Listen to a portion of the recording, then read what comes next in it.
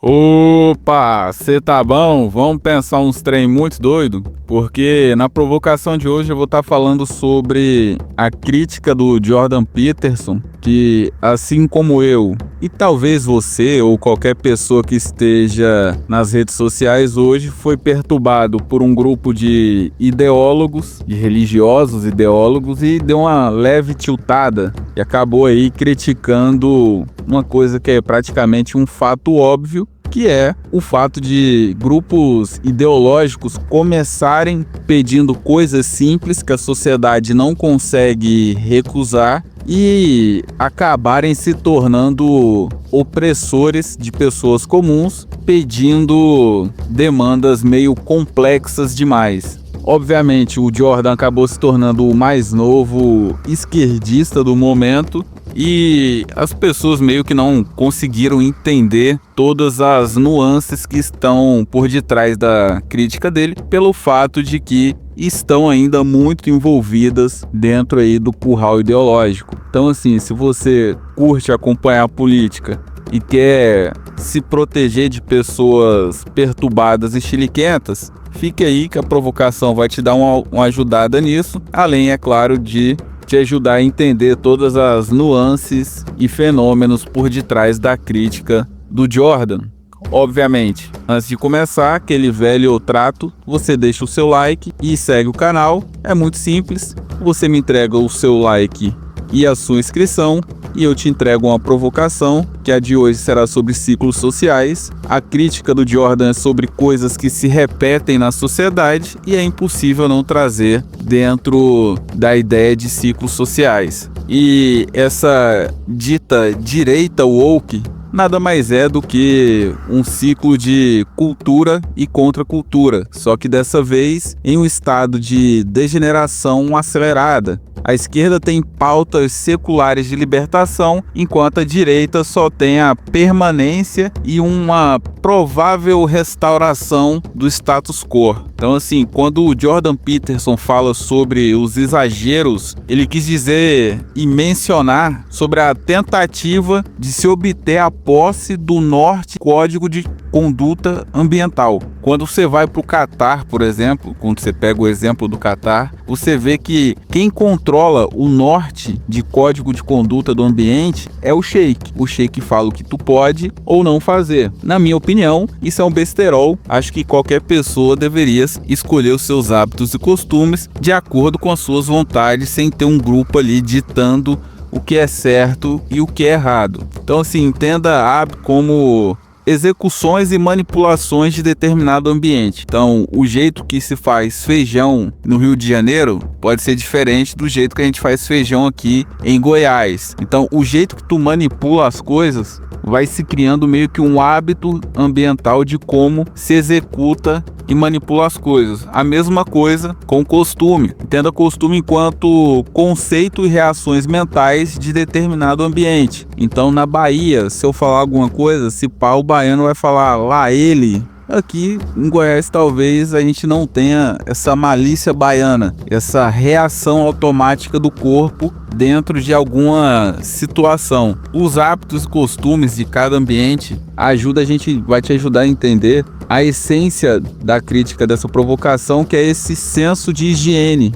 Em 2018, o Olavo deu uma aula sobre o senso de higiene de grupos da esquerda que os afastaram do povão, levando assim o PT a perder a eleição. Pouco tempo depois, a direita passou a criticar muitos hábitos da esquerda e no fim de 2019, empolgada com o bolso, cometeu os mesmos erros ao esquecer da realidade e tentar rotular as ações de pessoas alheias da sociedade. Então, assim, é um ciclo comum, esse de crítica, aí sobe outro grupo, aí critica e cai. É algo idiota, comum, mas que faz muito sentido nessa busca por rótulo de nobreza. As ideologias, elas têm um certo tesão por esse estado. Eu entendo nobreza, que nobreza é um conjunto de ações que formam um estado de espírito, onde suas ações geram valores para a sociedade. No caso dos ideólogos, o senso de mudar o mundo acaba gerando algumas sensações nobres nos indivíduos. Então, assim, nobreza é um norte que serve de referência de vida para indivíduos, só que isso acaba gerando a miragem em relação à imagem dos indivíduos parecida com os dogmas cristãos. Ao tentar seguir o dogma, o indivíduo passa a se sentir o dogma, sendo que não existe permanência em dogmas, só tem o estado. Eu estou cristão, eu não sou cristão, porque o cristão ele busca o estado da graça.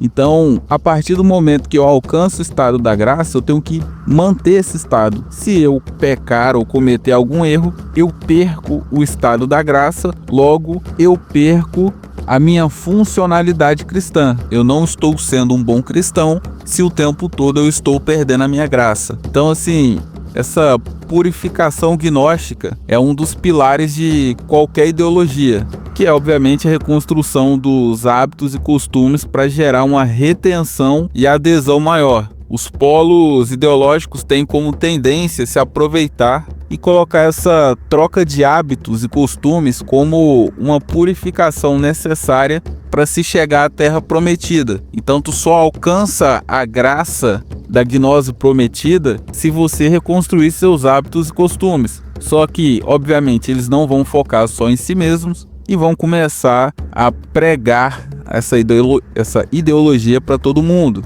E é óbvio, se tu tá perturbando todo mundo por conta de ideologia, vai gerar aí um rebote estético. Qualquer tentativa de substituição forçada vai gerar um novo grupo, que obviamente nascerá criticando e se opondo a essa tentativa de implementação de código de conduta. E no fim vai se tornar outro grupo woke e o ciclo de recrutamento gnóstico e contra-recrutamento gnóstico vai continuar. Porque, como eu disse antes, é só um ciclo social. Então, um grupo ascende ao poder, começa a fazer besteira, um outro grupo vai criticar, vai tentar chegar ao poder. Se chegar ao poder, vai gerar um novo grupo que vai tentar criticar novamente e chegar ao poder. Então, assim, o que importa é que ambos os polos vão gerar sinalizações relacionadas aos seus ideais e, obviamente, onde tem solução de demanda, tem um indivíduo sagaz no faturamento de crédito social, que é a única coisa que importa. No fim, é só mais um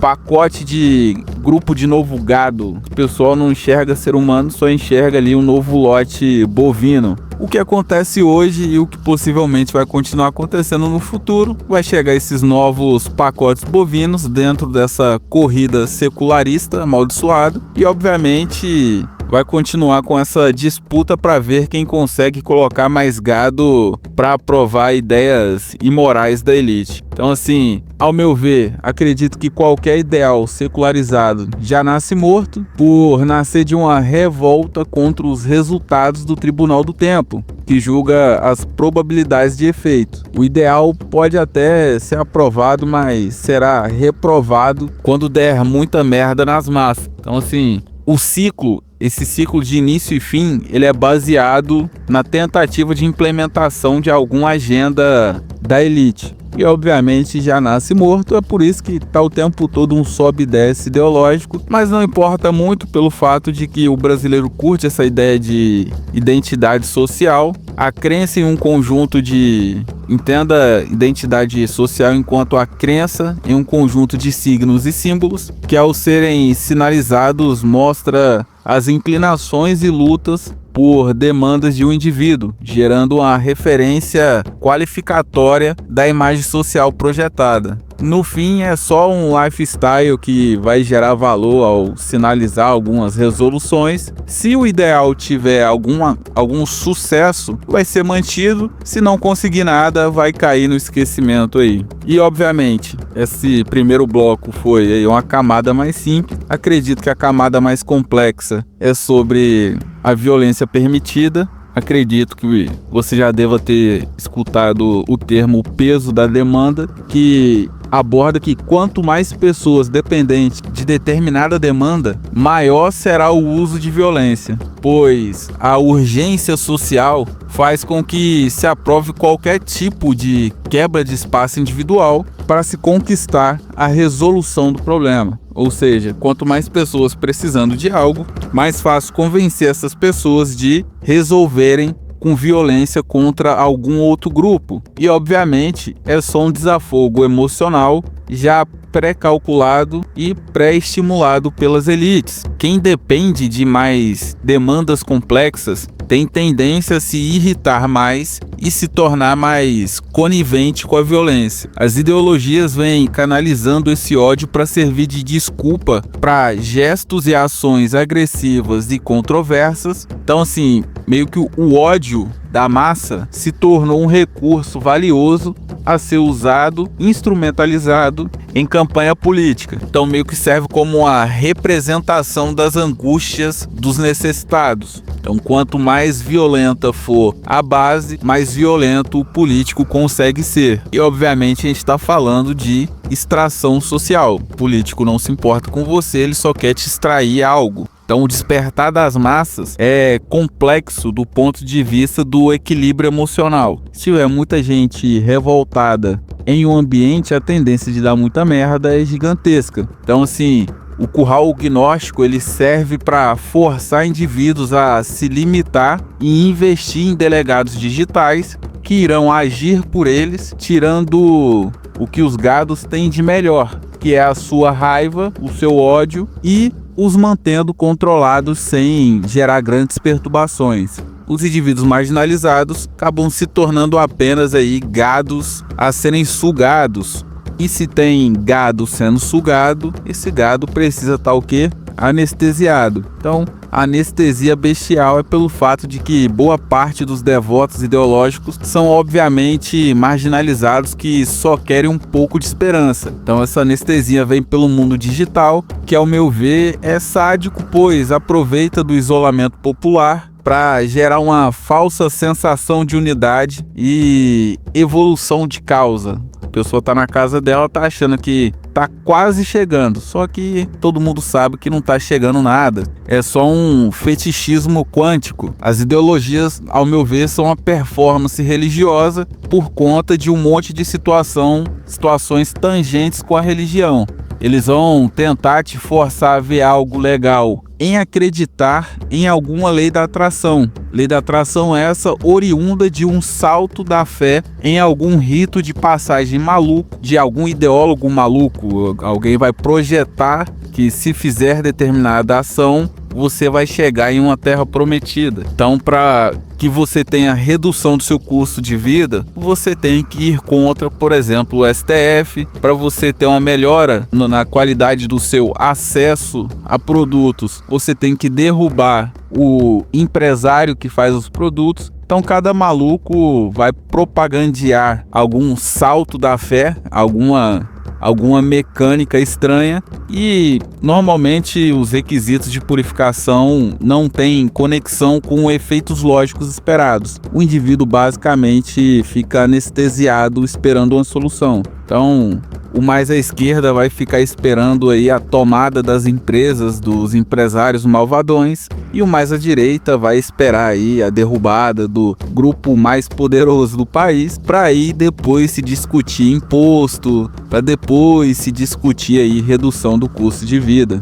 Mas acredita quem quiser nessa miragem midiática, né, das elites que projetam seus ideais como uma demanda coletiva oriunda das massas, e conforme o bombardeio de informações vão chegando, esses ideais vão se calcificando na percepção imagética, que acaba gerando um espantalho imagético. Obviamente, depois os polos ideológicos vão trabalhar esse espantalho para controle narrativo, projetando efeitos que podem até ter sentido, mas não tem conexão lógica, mantendo aí a luta contra alguma coisa. Então é só mais um ciclo de mídia propagando alguma necessidade, alguma demanda. Ela vai fazer isso como se a massa precisasse dessa demanda, no fim é só mais um ciclo narrativo a se enfrentar. Enquanto isso, o indivíduo está na sua prisão cotidiana, que